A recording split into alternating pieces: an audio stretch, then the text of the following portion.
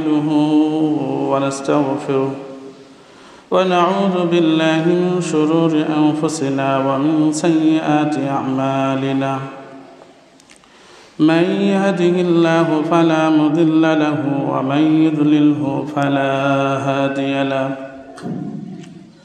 أشهد أن لا إله إلا الله وحده لا شريك له وأشهد أن محمدًا عبده ورسوله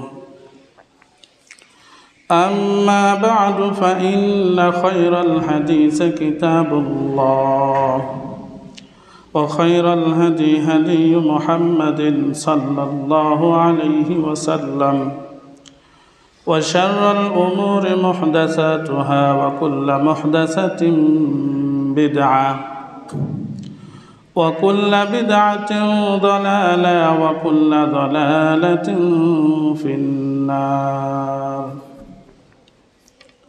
أما بعد فأعوذ بالله من الشيطان الرجيم بسم الله الرحمن الرحيم يا أيها الناس اتقوا ربكم الذي خلقكم من نفس واحدة وخلق منها زوجها وبث منهما رجالا كثيرا ونساء واتقوا الله الذي تساءلون به والأرحام إن الله كان عليكم رقيبا يا أيها الذين آمنوا اتقوا الله حق تقاته ولا تموتن إلا وأنتم مسلمون أما بعد فأعوذ بالله من الشيطان الرجيم بسم الله الرحمن الرحيم ولنبلونكم بشيء من الخوف والجوع ونقص من الأموال والأنفس والثمرات وبشر الصابرين الحمد لله প্রশংসা সেই মহান আল্লাহ সুবহানাহু ওয়া তাআলার জন্য, যে মহান আল্লাহ রাব্বুল আলামিন দীর্ঘ একটি সপ্তাহ পর আবারও পৃথিবীর সর্বোত্তম সর্বোৎকৃষ্ট স্থান মসজিদে এসে সাপ্তাহিক জুমার সালাত আদায়ের জন্য তৌফিক দান করেছেন। এই জন্য আল্লাহ সুবহানাহু ওয়া তাআলার দরবারে শুকরিয়া জানাই, সকলে বলি আলহামদুলিল্লাহ। অতঃপর দরুদ ও সালাম বর্ষিত হোক সাইয়্যিদুল মুরসালিন খাতামুন নবিয়্যিন নবী মুহাম্মদুর রাসূলুল্লাহ সাল্লাল্লাহু আলাইহি ওয়াসাল্লামের উপর, যার অক্লান্ত পরিশ্রমের ফলে শান্তির ধর্ম ইসলাম আজ দুনিয়ায় সুন্দরভাবে প্রতিষ্ঠিত হয়েছে, যার পরিশ্রমের ফলে আজ আমরা এত সুন্দর সাজানো গোছানো ইসলাম পেয়েছি। সেই নবী মুহাম্মদ রাসূলুল্লাহ সাল্লাল্লাহু আলাইহি সাল্লামের উপর দরুদ ও সালাম বর্ষিত হোক। সকলে বলি আল্লাহুম্মা সাল্লি আলাইহি আল্লাহুম্মা বারিক আলাইহি। সম্মানিত উপস্থিতি, আজকের সংক্ষিপ্ত আলোচনার বিষয় ভূমিকম্প কেন হয় এবং এইখান থেকে বাঁচার উপায় কি। কোরআন এবং হাদিসের আলোকে অল্প সময়ে বিস্তারিত বলার চেষ্টা করব ইনশাআল্লাহ। ওমা তৌফিক ইল্লা বিল্লাহ আলাইহি তাওয়াক্কালতু ওয়া ইলাইহি উনীব।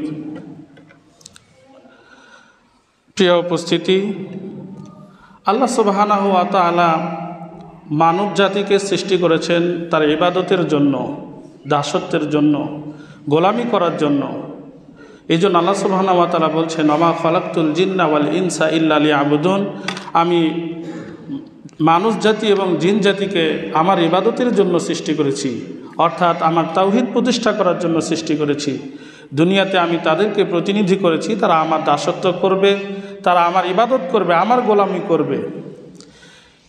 পক্ষান্তরে যদি মানুষ আল্লাহর ইবাদতকে ত্যাগ করে, আল্লাহর ইবাদতকে ছেড়ে দেয়, তখনই আল্লাহ রাব্বুল আলামিনের পক্ষ থেকে তার উপরে পর্যায়ক্রমে শাস্তি আসতে থাকে।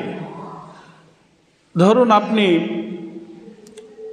যদি কোনো গোলাম আপনি বাড়িতে রেখে দেন অথবা কোনো কর্মচারী যদি আপনার বাসায় রাখেন, একদিন 2 দিন 3 দিন এভাবে পর্যায়ক্রমে যদি সে অবাধ্য হতে থাকে, এক পর্যায়ে তাকে আপনি সাসপেন্ড করে দেন, বাতিল করে দেন, হয় তাকে কাজ থেকে বের করে দিবেন, কোম্পানি থেকে বের করে দিবেন, সে যদি আপনার কথা না শোনে, অথবা শাস্তিস্বরূপ আপনি বেতন কেটে দিবেন, ইত্যাদি আমরা করে থাকি। মহান আল্লাহ রাব্বুল আলামিন বান্দাকে আল্লাহ সৃষ্টি করেছেন, যদি বান্দা আল্লাহকে ভুলে যায়, আল্লাহর ইবাদতকে ভুলে যায়, তো আল্লাহ সুবহানাহু ওয়া তাআলা মানুষকে সতর্ক করার জন্য মাঝে মাঝে পরীক্ষা করে থাকেন, বিপদ দিয়ে পরীক্ষা করে থাকেন, বালা মুসিবত দিয়ে পরীক্ষা করে থাকেন। যারাই টিকে থাকতে পারবে, যারা এই বিপদে এই মুসিবতে যারা উত্তীর্ণ হতে পারবে, ধৈর্যের সাথে অবস্থান করতে পারবে, তারাই সফল হবে। এই জন্য আল্লাহ সুবহানাহু ওয়া তাআলা মাঝে মাঝে বিভিন্ন রকম বিপদ আপদ দিয়ে মানুষকে আমাদেরকে পরীক্ষা করে থাকেন। সম্মানিত উপস্থিতি, এই আসমান জমিন আল্লাহ সুবহানাহু ওয়া তাআলা যেভাবে ইচ্ছা তিনি সেভাবে এটাকে হ্যান্ডেল করেন, যেভাবে ইচ্ছা তিনি সেভাবে এটাকে গড়ান। পৃথিবীতে কি হবে, আসমানে কি হবে, জমিনের নিচে কি হবে, জমিনের ওপরে কি হবে, এসব কিছু পরিচালনার মালিক একমাত্র আল্লাহ সুবহানাহু ওয়া তাআলা। সুতরাং যে বিপদ আপদে আসুক না কেন, যে বালা মুসিবতে আসুক না কেন, এটা মহান আল্লাহ সুবহানাহু ওয়া তাআলার পক্ষ থেকে আমাদেরকে সতর্ক করার জন্য, হুঁশিয়ার করার জন্য, যে নেক্সট টাইমে যাতে এরকম কার্যক্রম আর কেউ যাতে না করে, সতর্ক করার জন্য এখনও সময় আছে, সাবধান হয়ে যাও।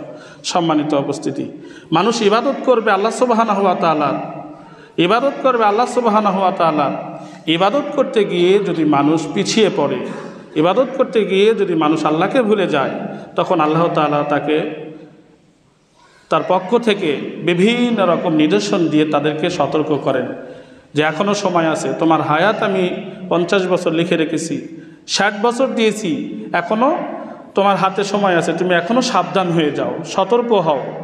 এইভাবে আল্লাহ রাব্বুল আলামিন বান্দাদেরকে সতর্ক করে থাকেন। তো পৃথিবীতে যাই কিছু ঘটুক না কেন, এগুলো আল্লাহ সুবহানাহু ওয়া তাআলার পক্ষ থেকেই আসে। আমি আপনি বিশ্বাস করি আর না করি, যে বালা মুসিবতগুলো আসবে আল্লাহ সুবহানাহু ওয়া তাআলার পক্ষ থেকে কয়েকভাবে এসে থাকে। এটা নিয়ে আমরা আলোচনা করব ইনশাআল্লাহ, যে বিপদ আপদ কেন আসে, মানুষের উপর যে সমস্ত দুঃখ দুর্দশা নেমে আসে, এটার কারণ কি। তো আমরা এগুলোকে দুইভাবে মূল্যায়ন করতে পারি। এটা হচ্ছে অনৈচ্ছিক বিপদ, যেটা আমি আপনি, আমাদের কারো হাত নেই এখানে, আমাদের কারো কোনো কিছুর কারণে এটা আসে না। এটা একটা হতে পারে যেখানে মানুষের কোনো হাত নাই, মানুষের কোনো পাওয়ার বা শক্তি নেই। আরেকটা হচ্ছে ঐচ্ছিক বিপদ, যেটা মানুষের কর্মের ফলে হয়ে থাকে, আমার আপনার কর্মের কারণে আসে। একটা আসবে অনিচ্ছায়, এটা আল্লাহ সুবহানাহু ওয়া তাআলার পক্ষ থেকে আসবে, এটা মানুষের কোনো ইখতিয়ার নাই, মানুষের কোনো হাত নেই। আরেকটা বিপদ আসে, এটাও আল্লাহ সুবহানাহু ওয়া তাআলার পক্ষ থেকে আসে, এটা শুধুমাত্র আমাদের কর্মের কারণে, আমাদের অপরাধের কারণে দুনিয়াতে আমরা যতদিন অবস্থান করি, আমরা যা কিছু করি, যে কাজগুলো করি, এই কাজের একটা ফলস্বরূপ আল্লাহ সুবহানাহু ওয়া তাআলা মানুষকে দুনিয়াতে দিয়ে থাকেন, যাতে করে পরবর্তীতে এই কাজ সে আর না করে। এই জন্য একটা বিপদ দিয়ে সতর্ক করেন। সম্মানিত উপস্থিতি, যদি আমরা এগুলো ব্যাখ্যা করতে যাই, তো প্রথম যে কারণগুলো, যে বিপদ আপনার আমার কোনো হাত নেই, মহান আল্লাহ রাব্বুল আলামিন এটা করে থাকেন।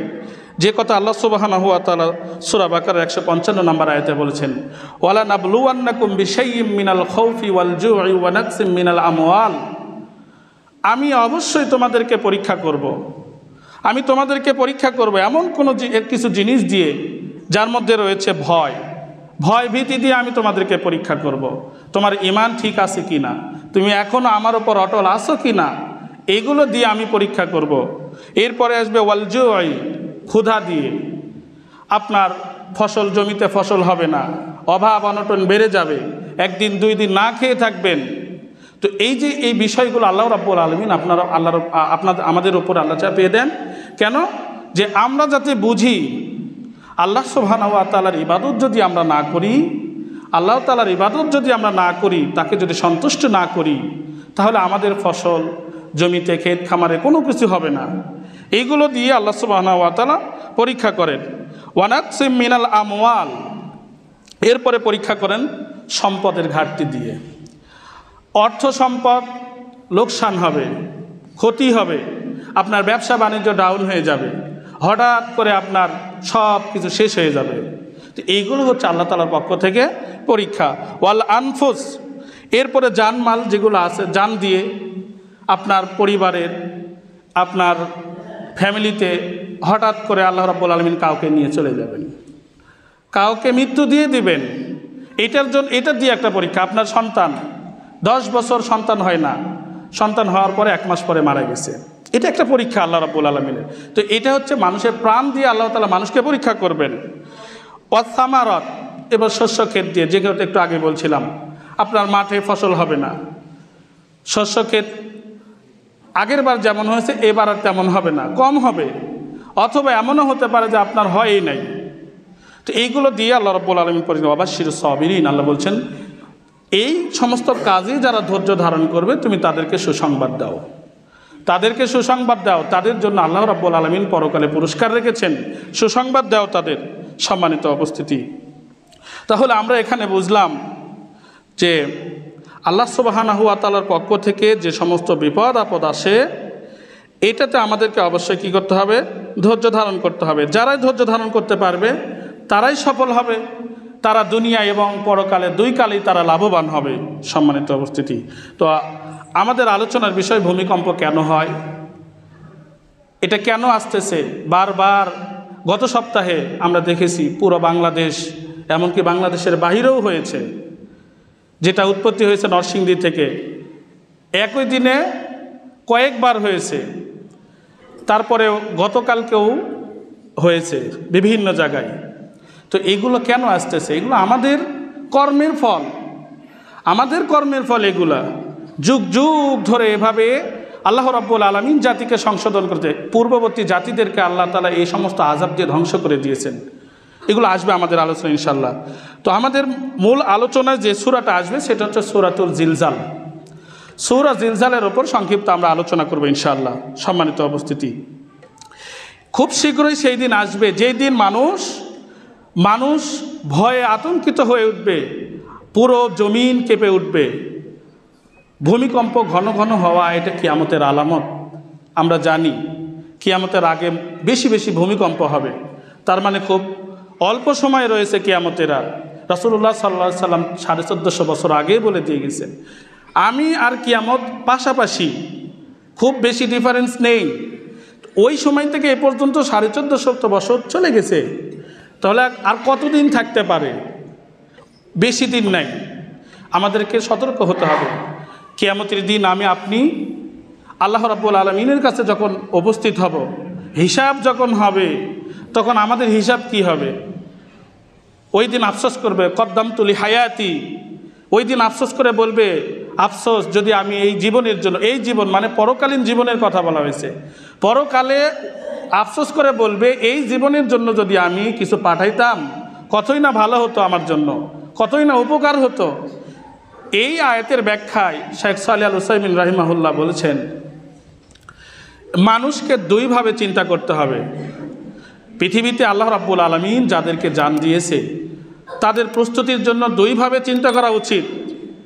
দুনিয়াবী বিষয়ে মানুষ চিন্তা করবে এইভাবে যে আমার কাছে এখন অনেক সময় আছে, আমি আজকে কাপড় কিনলাম না, 1 সপ্তাহ পরে আমি কাপড় কিনবো, 1 সপ্তাহ পরে আমি বাজারঘাট করব, 1 সপ্তাহ পরে আমি ওই জিনিসটা করব, মানে দুনিয়াবী বিষয়। তো দুনিয়াবী বিষয়ের ক্ষেত্রে মানুষের উচিত লম্বা সময় নেওয়া, যে সময় আছে পরে করব। কিন্তু দ্বিতীয় যে কথা বলছেন, পরকালীন বিষয় যদি চলে আসে, তাহলে তোমার আমার উচিত হবে এইটা স্মরণ করা যে আগামীকালকেই আমার শেষ দিন। কদ্দামতু লি হায়াতির ব্যাখ্যাতে তিনি এটা নিয়ে আসছেন, আমাদেরকে স্মরণ করতে হবে কালকেই আমাদের শেষ দিন। সুতরাং আজকে আমাদের যা কিছু আছে গুছিয়ে নিতে হবে। একটা উদাহরণ দেই।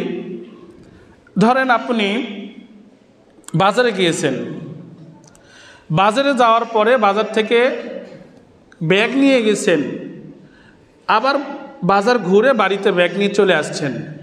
আপনার পেটে ভাত যাবে? কিছু খেতে পারবেন?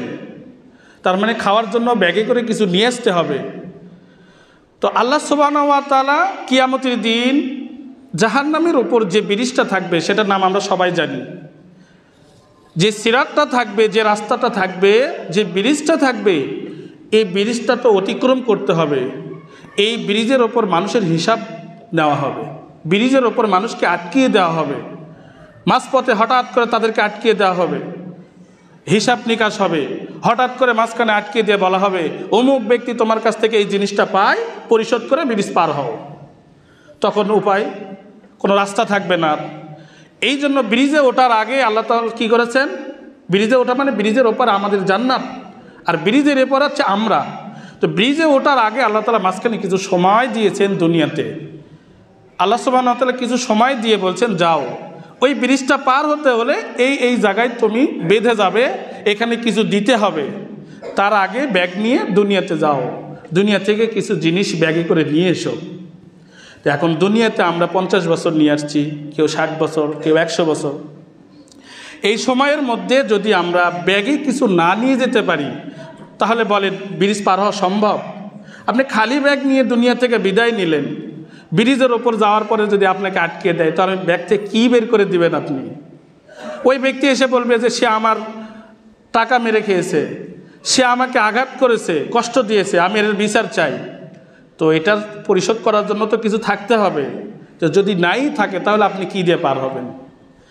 এই জন্য আল্লাহ সুবহানাহু ওয়া তাআলা এই আয়াতের ব্যাখ্যায় তিনি বলছেন যে আগামীকালকে আমার শেষ দিন, সুতরাং তাড়াতাড়ি আমাকে ব্যাগে কিছু উঠাইতে হবে, চিন্তা করতে হবে, আজকে দিনের মধ্যে আমার ইবাদত করতে হবে। প্রত্যেক দিন সে চিন্তা করবে লাস্ট আগামীকালকে আমার শেষ দিন, আজকে সারা দিনের মধ্যে আমার ইবাদতগুলো ব্যাগে উঠাইতে হবে, ইবাদত করতে হবে।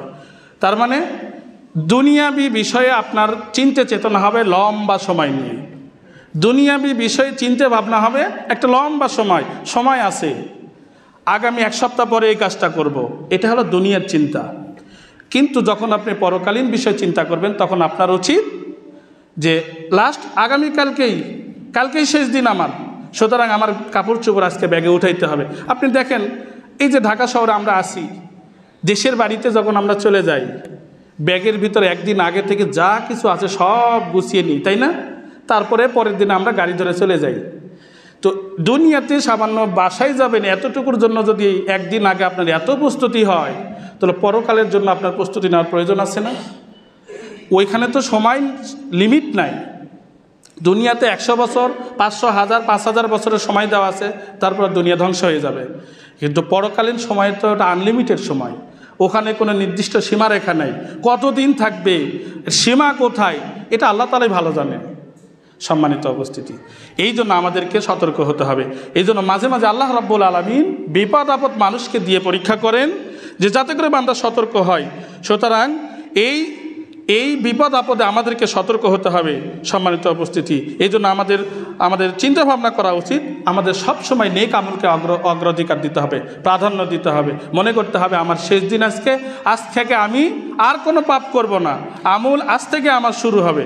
আজকে আলোচনা করলাম, আজ থেকে আমার এখান থেকে বের হওয়ার পর থেকে আমি আমল করব, আগামীকালকে আমার শেষ দিন। হতে পারে ঘুম থেকে সকালে আর উঠতে পারবো না, কত মানুষ আছে এরকম, রাতে ঘুমাইছে সকালে ঘুম ভাঙে নাই, হতে পারে না?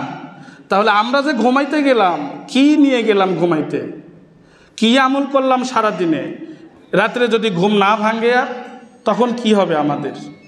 সম্মানিত উপস্থিতি, এই জন্য প্রতিটি মুহূর্ত আমাদেরকে আল্লাহ রাব্বুল আলামিন পরীক্ষা করে থাকেন, সতর্ক করে থাকেন। এখনও সময় আছে, সতর্ক হও।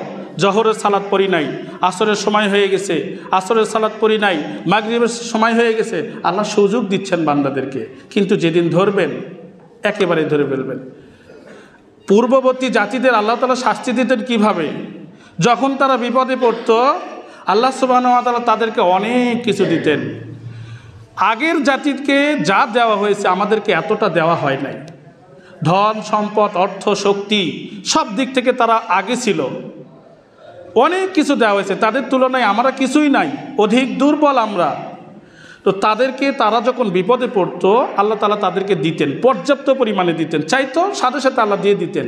তারপরে কি করতেন, এরপরে হঠাৎ করে একদিন রাতের বেলা বৃষ্টি দিয়ে, পাথরের বৃষ্টি দিয়ে, তারপরে ঝড় হাওয়া দিয়ে, এইগুলো দিয়ে হঠাৎ করে তাদের আক্রমণ করে একেবারে দুনিয়া থেকে শেষ করে দিত।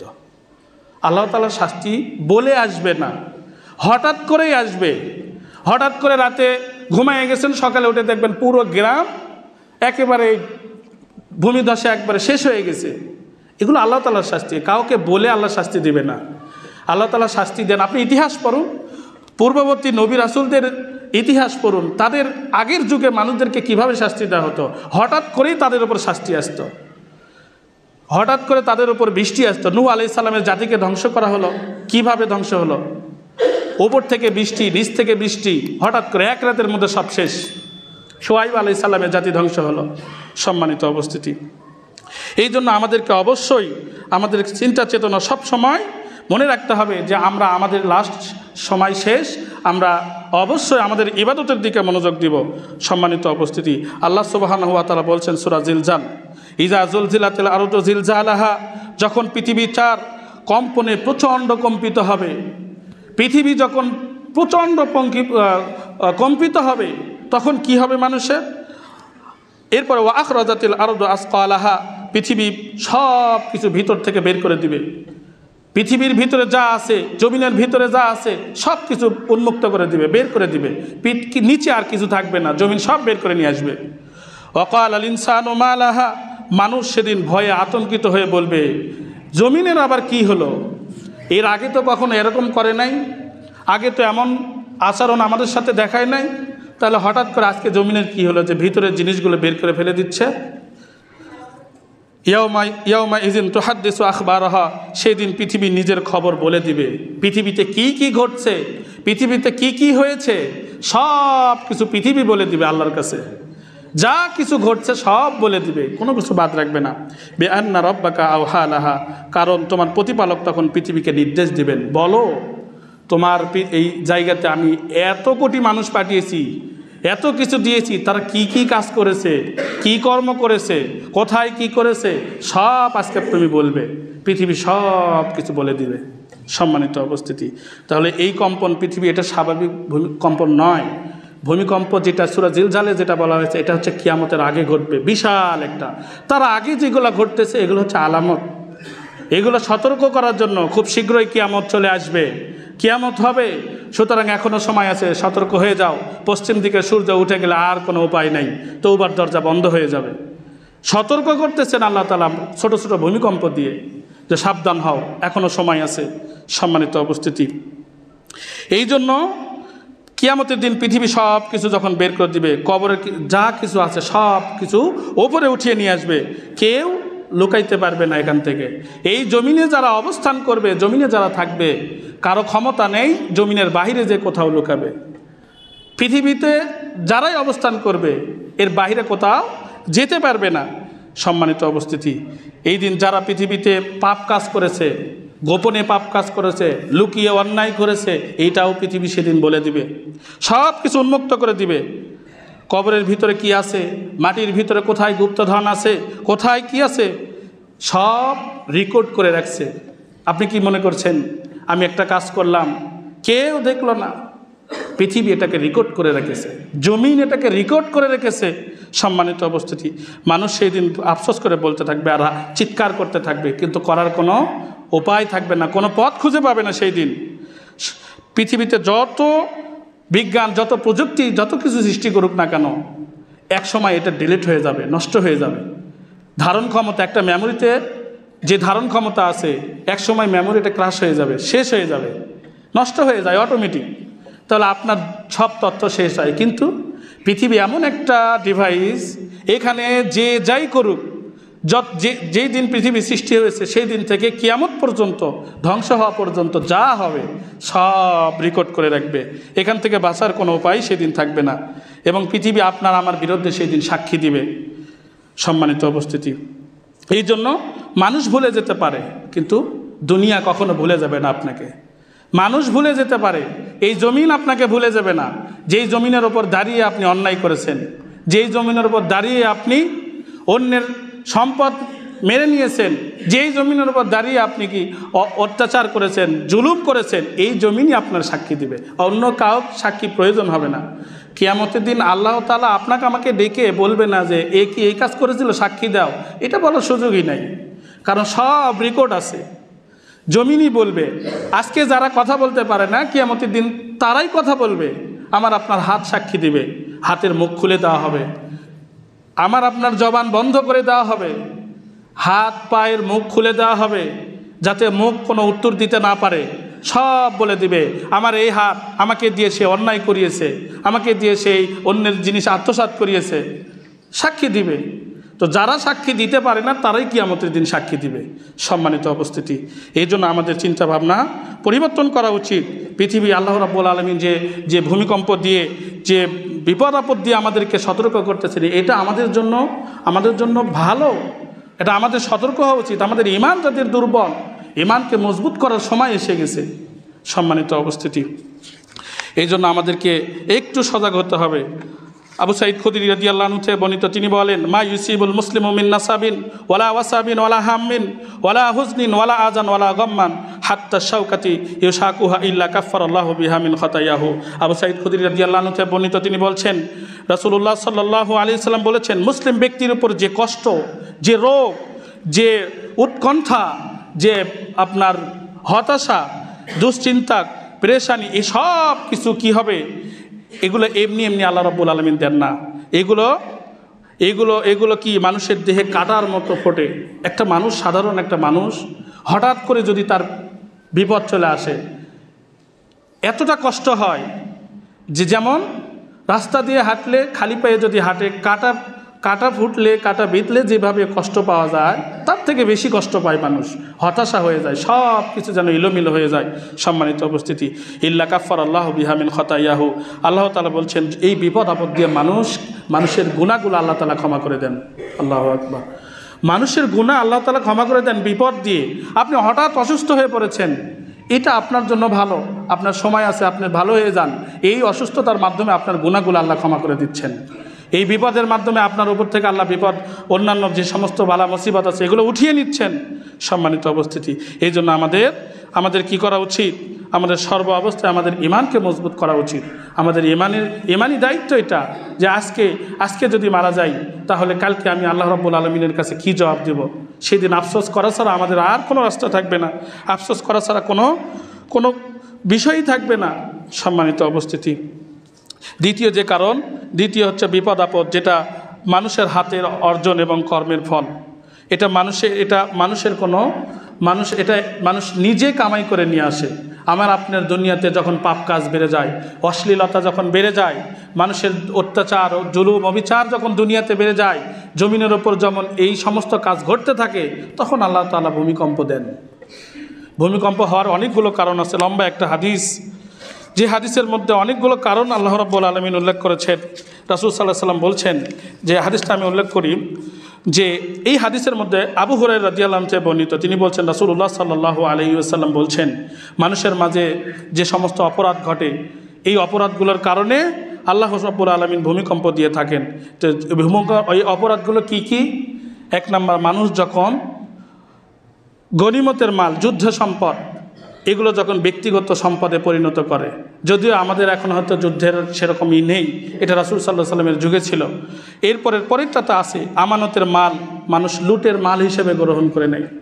মানুষের কাছে কেউ যদি কোনো জিনিস আমানত রেখে যায়, এটাকে মনে করে যে ফি সাবিলিল্লাহ পেয়ে গেলাম, ইচ্ছা মতো ব্যবহার করা শুরু করে দেয়, নিজের মনে করে ব্যবহার করে, তখনই আল্লাহ রাব্বুল আলামিনের পক্ষ থেকে বিপদ মুসিবত চলে আসে, ভূমিকম্প চলে আসে। এরপরে যাকাতকে জরিমানা মনে করা হয়। যারা মনে করে আমার অর্থ সম্পদ আছে, আমি জাকাত দেব কেন? যখন জাকাত দিতে কৃপণতা করে, দিতে চায় না, যে আমার সম্পদ আমি কেন দিব, এই ধরনের মন মানসিকতা যখন মানুষের মাঝে বিরাজ করে, তৈরি হয়, আল্লাহ রাব্বুল আলামিন তখন ভূমিকম্প দেন। এরপরে ধর্ম শিক্ষার প্রচলন যখন ব্যতিক্রম হয়ে যায়। ধর্ম চর্চা না করে মানুষ বিধর্মী বা দুনিয়াবী বিষয় নিয়ে যখন বেশি মেতে ওঠে, দুনিয়ার জ্ঞান অর্জন করা নিয়ে যখন মানুষ বেশি ব্যস্ত হয়ে যায়, পরকালীন জ্ঞান বাদ দিয়ে দুনিয়াবী শিক্ষা নিয়ে যখন মানুষ বেশি ব্যস্ত হয়ে পড়বে, তখনই আল্লাহ তাআলা কি এই ভূমিকম্প দিয়ে দিবেন। সম্মানিত উপস্থিতি, এরপরে আরও আছে পুরুষ যখন স্ত্রীর অনুগত হয়ে যাবে, পুরুষ নারীর অনুগত করবে, নারীর আনুগত্য করবে, পুরুষ মানুষ হয়ে নারীর কথা মতো চলবে, নারী নেতৃত্ব দিবে পরিবারে, সমাজে, রাষ্ট্রে, সর্ব অবস্থায় পুরুষ মানুষ। অথচ আল্লাহ রাব্বুল আলামিন পুরুষকে সৃষ্টি করার জন্য শক্তিশালী করে, যার অর্ধেক হচ্ছে নারী। পুরুষ থাকবে সব কাজের সামনে, সেইখানে আমরা যখন তাদেরকে সামনে দিয়ে আমরা যখন পিছনে থাকি, তখনই আল্লাহ রাব্বুল আলামিন ভূমিকম্প দেন। এটা রাসূল সাল্লাল্লাহু আলাইহি ওয়াসাল্লামের হাদিস, সহিহ হাদিস। সম্মানিত উপস্থিতি, এরপরে আসুন, বন্ধু বান্ধবকে কাছে টেনে নিবে। বন্ধু বান্ধবকে পরস্পর একজন আরেকজনকে কাছে টেনে নিবে, অবাধ মিলামেশায় লিপ্ত হয়ে যাবে, ছেলে মেয়ে অবাধ মিলামেশায় লিপ্ত হয়ে যাবে। এই আচরণগুলো যখন প্রকাশ পাবে, তখনই এই ভূমিকম্প আল্লাহ রাব্বুল আলামিন দিয়ে দিবেন। এরপরে পিতামাতাকে দূরে ঠেলে দিবে। পিতামাতাকে সন্তান যখন পিতামাতাকে দূরে ঠেলে দিবে, বৃদ্ধাশ্রমে দিয়ে আসবে, ওই বাড়ি থেকে বের করে দিবে, নিজে অট্টালিকায় থাকবে, টিনের ছাপড়ার ভিতরে বাবা মাকে রেখে দিবে, অথবা তাকে বাড়ি থেকেই বের করে দিচ্ছে, রাস্তাঘাটে ভিক্ষা করতেছে। এই কাজগুলো যখন বেশি হবে, আল্লাহ রাব্বুল আলামিন তখনই মানুষের মধ্যে ভূমিকম্প দিবেন। সম্মানিত উপস্থিতি, এরপরে আসছে মসজিদের ভিতরে হট্টগোল করা, কলরব সৃষ্টি করা, মসজিদের ভিতরে গণ্ডগোল করা, চিল্লাচিল্লি করা, মারামারি করা, রাগারাগি করা, এই জিনিসগুলো হচ্ছে কি, এগুলো ভূমিকম্পের একটা, বা এই কারণে আল্লাহ তাআলা মানুষের উপর ভূমিকম্প দিয়ে থাকেন, যেটা হাদিসের মধ্যে চলে আসছে। সম্মানিত উপস্থিতি, এরপর পাপাচারীর গোত্রের নেতা হবে, যারা সমাজের সবচাইতে খারাপ নিকৃষ্ট মানুষ, সমাজের সবচাইতে খারাপ মানুষ, যারা সমাজের সবচাইতে নিকৃষ্ট মানুষ, এরাই নেতৃত্ব দিবে, সমাজের নেতা হবে এরা, রাষ্ট্রের নেতা হবে এরাই পরিচালনা করবে আপনার সমাজকে, আপনাকে। তাদের ওপর দিয়ে আপনি কোনো কথা বলতে পারবে না। যাদের আমল নাই, যাদের আখলাক নাই, যাদের চরিত্র ঠিক নাই, তারা হবে নেতা। তখনই আল্লাহ তাআলা মানুষের ওপর ভূমিকম্প দিবেন। সম্মানিত উপস্থিতি, এরপরে আসুন, এরপরে কোনো মানুষের অনিষ্ট থেকে বাঁচার জন্য মানুষ তাকে সম্মান করবে। একজন ব্যক্তি আরেকজন ব্যক্তিকে সম্মান করবে তার বিপদ থেকে বাঁচার জন্য। যদি সম্মান না করি, সে আমার ক্ষতি করে দিবে। যদি তাকে সালাম না দেই, সে আমাকে কি করবে? আমার ক্ষতি করবে। সালাম না দিলে, তাকে সম্মান না করলে আমাকে বেইজ্জতি করবে, অসম্মান করবে। এই ভয়ে মানুষ যখন তাদেরকে সালাম দিবে, তখনই এই ভূমিকম্প আল্লাহ রাব্বুল আলামিন জমিনে দিয়ে দিবেন। সম্মানিত উপস্থিতি, এরপর গায়িকা, নর্তকী, বাদ্যযন্ত্রের বিস্তার ঘটবে। জায়গায় জায়গায় গায়িকা, জায়গায় জায়গায় নর্তকী নিয়েছে, নাচ গান পার্টি ইত্যাদি করবে, তখন আল্লাহ তাআলা ভূমিকম্প দিবেন। এরপরে মদ পান করা হবে। যেই মদ পান ছিল জাহিলি যুগে, যেই মদ পান হারাম করা হয়েছে ইসলামে, যেই মদ পান করে বিধর্মীরা, আর সেই মদ পান করি আমরা মুসলমানরা। আমরা এটাকে হালাল মনে করে পার্টিতে, অনুষ্ঠানে, বিভিন্ন জায়গায় বিভিন্ন নাম দিয়ে এগুলোকে আমরা ব্যবহার করতেছি, হারাম জিনিস ব্যবহার করতেছি। যেটা আমাদের উপর হারাম, সেটাকে আমরা জায়েজ করে নিচ্ছি, বৈধ করে নিচ্ছি। এটার জন্য আল্লাহ তাআলা ভূমিকম্প দিয়ে থাকেন। সম্মানিত উপস্থিতি, আর সর্বশেষ 15 নম্বর যে কারণ, উম্মতেরা শেষ জামানায় লোকেরা তাদের পূর্ববর্তী মনীষীদের অভিশাপ করবে। শেষ জামানার মানুষেরা পূর্ববর্তী যে সমস্ত ওলামা ইকরাম আছে, সৎ বান্দা আছে, আল্লাহ তাআলার পরহেজগার দিনদার বান্দা যারা চলে গেছেন, তাদেরকে অভিশাপ করবে, তাদেরকে লানত করবে, তাদের নাম ধরে গালিগালাজ করতে থাকবে। এটা আমাদের মাঝে এখনও হয়। এই সমস্ত কারণে আল্লাহ রাব্বুল আলামিন দুনিয়াতে ভূমিকম্প দিবেন। তাহলে এই হাদিসের মধ্যে মোটামুটি 15টা কারণ উল্লেখ করা আছে। আরও অন্যান্য হাদিসে অনেকগুলো কারণ আছে যে সমস্ত কাজে। আর এখন আপনি চিন্তা করেন, 15টা আমি বললাম, এর মধ্যে কতগুলো আমাদের সমাজে আছে? এখন 2-1টা বাদ দিয়ে প্রত্যেকটাই আমাদের সমাজে এখন চলমান। তাহলে এই সমাজে, এই দেশে ভূমিকম্প হবে না, কোথায় হবে? কোথায় ভূমিকম্প দিবে আল্লাহ? যখন আপনি দিন থেকে সরে যাবেন, ইসলাম থেকে যখন সরে যাবেন, তখনই তো আল্লাহ আপনাকে ধরবে। সম্মানিত উপস্থিতি, আলোচনা করলে অনেক লম্বা সময়। যাই হোক, আমি শেষের দিকে চলে আসছি। আমি আর একটু আলোচনা করে ইনশাল্লাহ শেষ করে দেব। এখানে আমরা পূর্ববর্তী জাতিদের, যেমন শুআইব আলাইহিসসালামের ভূমিকম্পের একটা কারণ আমরা উল্লেখ করব, যে হ্যাঁ, শুআইব আলাইহিসসালামের তাদের শাস্তি দেওয়া হয়েছিল কীভাবে তাদের জাতিকে। আল্লাহ সুবহানাহু ওয়া তাআলা মাদায়েন নামক যে শহর, যে জনপদ ছিল, এখানে আল্লাহ তাআলা শুআইব আলাইহিসসালামকে নবী হিসেবে পাঠিয়েছিলেন। তো তার আমল ছিল হযরত মুসা আলাইহিসসালামের সামান্য একটু আগে, অল্প সময়, মুসা আলাইহিসসালামের আগমনের একটু আগে। তো এই সময় আল্লাহ তাআলা সূরা আরাফের 84 এবং থেকে 93 আয়াত পর্যন্ত একটা ঘটনা উল্লেখ করা আছে, যা আল্লাহ সুবহানাহু ওয়া তাআলা বলছেন, ওয়াইলা মাদিয়ানা আখাহুম শুআইবা ক্বালা ইয়া কওমি ইবুদুল্লাহ মা লাকুম মিন ইলাহিন গায়রু। লম্বা আয়াত, আমি তর্জমা করে বলে যাই। মাদাইনবাসীদের কাছে আল্লাহ তাআলা তাদের ভাই শুআইব আলাইহিসসালামকে নবী হিসাবে পাঠিয়েছিলেন, কিন্তু ওই সম্প্রদায় কি বলেছিল? তো এই শুআইব আলাইহিসসালাম তাদেরকে বলল যে, আমার সম্প্রদায়, আল্লাহ রাব্বুল আলামিন তো তোমাদের কাছে আমাকে নবী করে পাঠিয়েছে। ও আবুদুল্লাহ, তোমরা আল্লাহর ইবাদত করো, আল্লাহকে ভয় করো, তিনি ছাড়া তোমাদের কোনো ইলাহ নেই, কোনো মাবুদ নেই। তোমাদের কাছে তোমাদের প্রতিপালকের পক্ষ থেকে সুস্পষ্ট প্রমাণ এসে গেছে, আমি নবী এবং বাণী এসেছে, সুতরাং এগুলোকে তোমরা মেনে নাও, তোমরা এগুলোকে গ্রহণ করো। তোমরা কি করবে না? ওজনে কম দিবে না, মাপে কম দিবে না, মানুষের মালিকানাধীন বস্তুকে তোমরা ছিনিয়ে নেবে না, অন্যের জিনিস তোমরা নিয়ে অহংকার করবে না। আর তা না যদি হয়, তাহলে দুনিয়াতে শাস্তি স্থাপনের পরে আরও অশান্তি তৈরি হবে। যদি তোমরা এই কাজগুলো করো, দুনিয়াতে শান্তির পরিবর্তে অশান্তি আরও বেশি নেমে আসবে। এই কথাগুলো আল্লাহ রাব্বুল আলামিন শুআইব আলাইহিসসালামকে দিয়ে তাদের কাছে পাঠিয়েছিলেন। কিন্তু তারা কি করেছিল? তারা এগুলোকে অবজ্ঞা করেছিল, যার কারণে আল্লাহ সুবহানাহু ওয়া তাআলা সেই জাতিকে একেবারে শেষ করে দিয়েছিলেন, ধ্বংস করে দিয়েছিলেন। এই অপরাধের কারণে শুআইব আলাইহিসসালামের জাতিকে আল্লাহ তাআলা নিমিষেই ভূমিধ্বস দিয়ে একেবারে শেষ করে দিলেন। কেন? আল্লাহর নির্দেশ যখন মানুষ ফলো না করবে, না মানবে, তখনই আল্লাহর পক্ষ থেকে শাস্তি হবে। আরেকটা উদাহরণ দেখেন, কারুন এবং তার সম্পদ।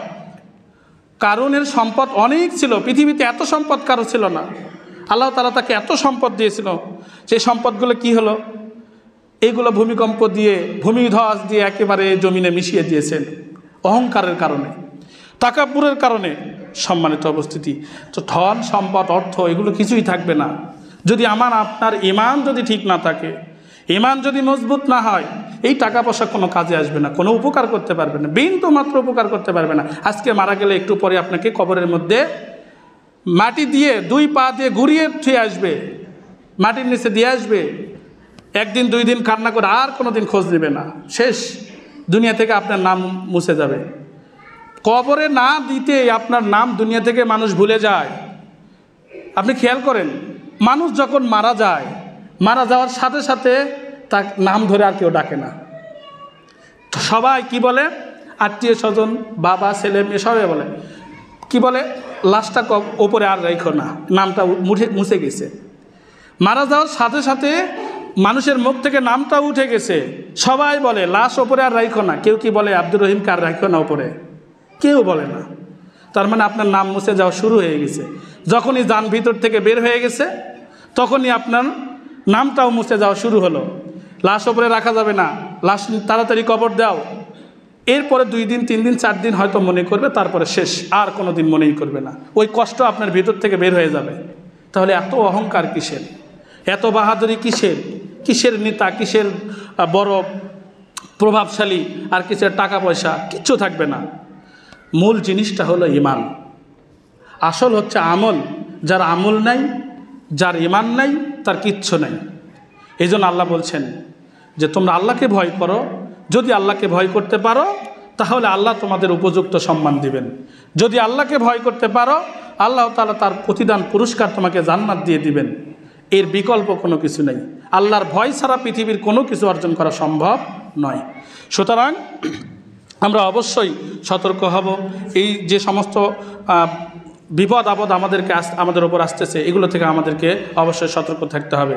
সম্মানিত উপস্থিতি, সর্বশেষ আমি যে কথা বলবো সেটা হচ্ছে যে ভূমিকম্প ভূমিধস যেই হোক না কেন, এই যে কিছুদিন আগে থেকে আমরা শুনতে পাচ্ছি যে ঢাকা ছেড়ে মানুষ পালিয়ে কোথায় যাচ্ছে, ভূমিকম্প, মানুষ মারা যাওয়ার ভয়ে গ্রামে চলে যাচ্ছে। কেন? গ্রামে গেলে কি আপনি মারা যাবেন না? এখানে থাকলে মারা যাবেন। ভূমিকম্প হলো নরসিংদী, আপনি ঢাকা ছেড়ে চলে যাচ্ছেন গ্রামের বাড়িতে বাঁচার জন্য, ওইখানে যে গাছের নিচে থাকবেন, যে বাড়ির নিচে থাকবেন, সেটা কি ভাঙবে না? ওখানেও তো আপনি মারা যেতে পারেন। তাহলে এটা তো প্রতিকার না, এটাতে বাঁচার উপায় তো এটা না যে আপনাকে জায়গা থেকে পালিয়ে চলে যেতে হবে আরেক জায়গায়। আপনি দোয়া করেন, আপনার আমলই নাই, আপনি যেখানেই যান সেখানেই বিপদ আপনার ঈমান ঠিক নাই, সিন্ধুকের ভিতরে লুকিয়ে থাকলো সেখানেও আপনার বিপদ আসবে। যদি ঈমান মজবুত থাকে, পৃথিবী ধ্বংস হলেও আপনার সব ঠিক থাকবে। সম্মানিত উপস্থিতি, এই জন্য আমাদের ঈমানকে শক্তিশালী করতে হবে। ঈমানের দুর্বলতা নিয়ে কখনো পরকালে গেলে আল্লাহ রাব্বুল আলামিনের জান্নাত পাওয়া সম্ভব নয়। ঈমানকে মজবুত করতে হবে। দুনিয়াতে আল্লাহ তাআলা যতদিন রাখছেন, যে কয়দিন রাখছেন, এই সময়টুকু যাতে আমরা ঈমানের পিছনে দিতে পারি, নেক আমল যাতে করতে পারি। আমল কম করি কোনো সমস্যা নেই, কিন্তু আমলটা যাতে সুন্দর এবং ধারাবাহিকভাবে করতে পারি। আপনি নিয়ত করেন আজ থেকে নিয়ত করেন যে আমি সুদ খাবো না, আমি ঘুষ খাবো না, আমি কারো অন্যায় করব না। ইবাদত বেশি করে জান্নাতে যাওয়া যায় না, ইবাদত বেশি করে জান্নাতে যাওয়া যায় না। যদি আপনার অপরাধ বেশি থাকে, দিন শেষে হিসাব করলে জিরো, সব সমান হয়ে যাবে। আপনাকে পাপ বন্ধ করতে হবে। ইবাদত অল্প করেন, প্রতিদিন 5 ওয়াক্ত ফরজ সালাত আদায় করবেন, অতিরিক্ত 2-4 রাকাত নফল ইবাদত করবেন, ব্যাস। কিন্তু পাপটা ছাড়েন, তাহলে যা করবেন এটা একটা ফল হবে, একটা উপকার আসবে। কিন্তু যদি এগুলোও করেন, সারাদিন সিজদায় পড়ে আছেন আর ওইদিকে অন্যায়ের ভিতরে জড়িত, বিন্দুমাত্র উপকারে আসবে না। সম্মানিত উপস্থিতি, আল্লাহ তাআলা আমাদেরকে বোঝার তৌফিক দান করুক। আর আমাদের অবশ্যই দোয়া বেশি বেশি পাঠ করতে হবে। আল্লাহুম্মা ইন্নী আসআলুকাল আল্লাহুম্মা ইন্নী আউযু বিকা আল্লাহুম্মা ইন্নী আসআলুকাল আফিয়া, আল্লাহ আমি তোমার কাছে নিরাপত্তা চাচ্ছি, আমাকে নিরাপত্তা দাও। আল্লাহুম্মা ইন্নী আউযু বিকা মিনাজ জালাজিলি ওয়াল মিহান, তারপরে ওয়াল ফিতান, এই সমস্ত অনেকগুলো দোয়া আছে। আল্লাহুম্মা ইন্নী আউযু বিকা মিন আযাবিদ দুনিয়া, আল্লাহুম্মা ইন্নী আউযু বিকা মিন ফিতনাতিল মাসিহিদ দাজ্জাল, মিন ফিতনাতিল মাহইয়া ওয়াল মামা, আল্লাহুম্মা ইন্নী আউযু বিকা মিন মিন মিন মিন বালাইদ দুনিয়া ওয়াল আখিরা। এইভাবে আল্লাহর কাছে আপনি চান। আরবি না পারলে বাংলায় আপনি আল্লাহর কাছে বলুন যে আল্লাহ তুমি আমাকে ভালো রাখো। বিশেষ করে এই দোয়াটা সবাই করবেন, এটা আমরা সবাই জানি। পৃথিবীতে এর থেকে দামি আর ভালো বড় দোয়া আর কিছুই নেই। রব্বানা আতিনা ফিদ দুনিয়া হাসানা ওয়া ফিল আখিরাতি হাসানাতাও ওয়া কিনা আযাবান্নার। পৃথিবীতে শান্তি যদি কেউ চায়, তাহলে এই দোয়ার বিকল্প কোনো দোয়া নাই। দুনিয়াতে আল্লাহ যদি আপনাকে হাসানা দেয়, এখানে অন্যায় কিছু থাকবে? হাসানা বলতে কি, আপনার সব এখানে আছে, আপনার অভাব অনটন সব পূরণ হয়ে যাবে। পরকালীন হাসানা যদি দেয়, জান্নাত পাবেন। এই জন্য এই দোয়াটা বেশি বেশি পড়বেন। আল্লাহ রাব্বুল আলামিন আমাদেরকে কবুল করুক। ওয়া আখিরু দাওয়ানা আলহামদুলিল্লাহি রাব্বিল আলামিন।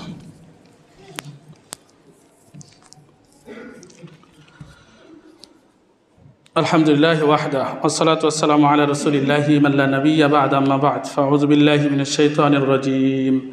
ইন্নাল্লাহা ওয়া মালাইকাতাহু ইউসাল্লুনা আলান নবী ইয়া আইয়ুহাল্লাযীনা আমানু সাল্লু আলাইহি ওয়া সাল্লিমু তাসলিমা। সবাই একটু দরুদ ইব্রাহিম পড়ি। আল্লাহুম্মা সাল্লি আলা মুহাম্মাদ ওয়া আলা আলি মুহাম্মাদ কামা সাল্লাইতা আলা ইব্রাহিম ওয়া আলা আলি ইব্রাহিম ইন্নাকা হামিদুম মাজিদ। আল্লাহুম্মা বারিক আলা মুহাম্মাদ ওয়া আলা আলি মুহাম্মাদ কামা বারাকতা আলা ইব্রাহিম ওয়া আলা আলি ইব্রাহিম ইন্নাকা হামিদুম মাজিদ। সম্মানিত উপস্থিতি, একটি ঘোষণা।